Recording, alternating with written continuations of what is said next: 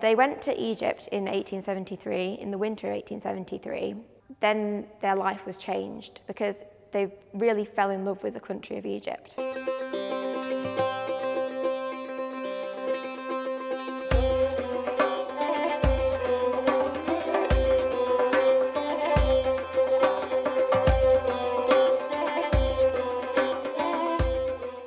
Hello, welcome to MHA Digital Communities. I'm Bryony and I'm the Collections Officer here at Macclesfield Museums. And today I'm going to be talking about the Egyptian collection that we have here at the Silk Museum.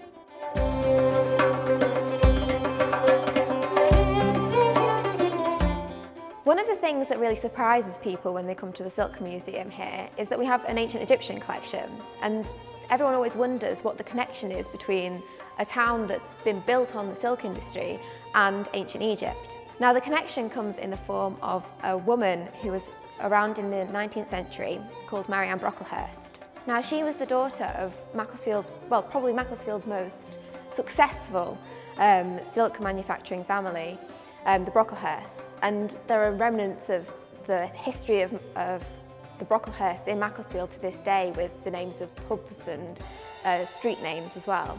But by the time Marianne Brocklehurst was born in 1832, the Brocklehursts had reached such a height already in the silk industry that her father became the town's first MP, and a lot of her relatives also ran institutions like banks.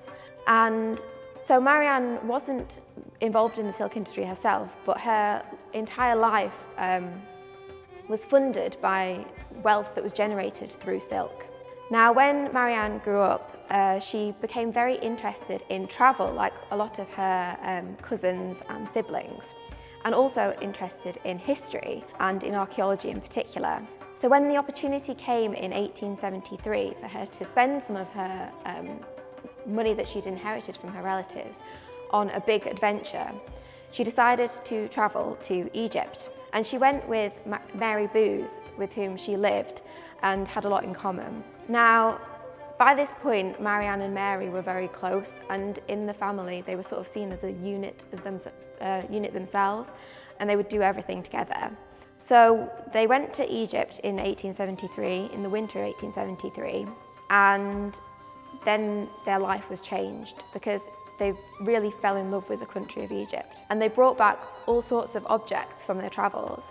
They brought back large objects that they collected from dealers who were selling objects to tourists in the country, but also lots of smaller objects that they found by grubbing, as they called it, in the sand. And we have lots of examples of little fragments of objects that Marianne and Mary wrote labels for or stuck onto card into little displays. Now, when they brought all of their objects back from this first trip, that was the sort of start of their collection, and they housed it initially in Bagstones, which was their house in Winkle, just south of Macclesfield. Now, over the course of the years, they went to Egypt several more times, a total of 5, and each time they brought back more objects from their travels.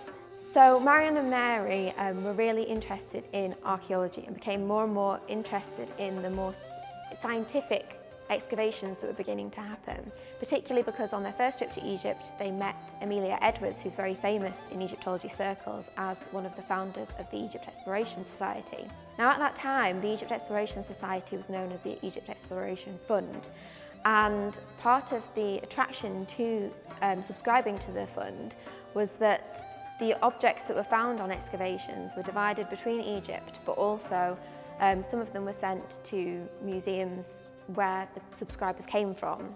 And because Marianne and Mary were so interested in this and were already thinking that maybe they wanted to share their collection with Macclesfield people, not just keep it to themselves, they set up the Macclesfield branch of the fund, which meant that some of the objects from these excavations that were happening in Egypt could be sent to Macclesfield for the people of Macclesfield to see and enjoy.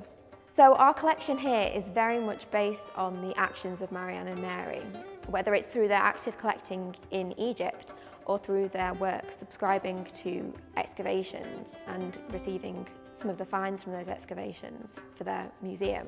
In 1898, that was when Marianne finally managed to set up her public museum in Macclesfield. It was the first public museum in the town. She'd been trying for a number of years to get it set up, but she seemed to have some problems with the council because they were under the impression that she would be able to be moulded to what they wanted this museum to be like, rather than it being her sort of brainchild. But Marianne was very sort of fixed in how she saw this museum. She'd done a lot of research into it. So it was only in 1898 that her dream museum came to fruition, and that was in West Park Museum. Now since then, the collection has been moved to the Silk Museum, where we can put more objects on display than we've ever had. And with refreshed research, we've been able to bring out more of the stories behind the collection and share that with the public in ways that we haven't been able to do in the past. I'm really excited to be able to share some of the more interesting objects and the stories that lie behind them with you today. So let's go and have a look at some of them.